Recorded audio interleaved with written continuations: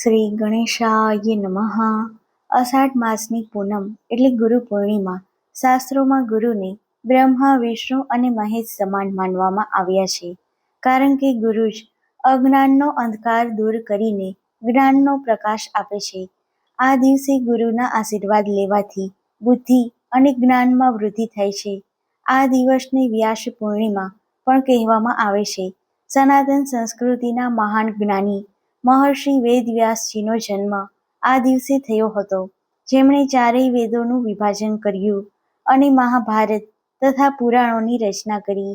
આ દિવસે ગુરુ પૂજન અને વિષ્ણુ સહસ્ત્ર નામનો પાઠ કરવાથી કુંડળીમાં રહેલો ગુરુગ્રહ મજબૂત થાય છે.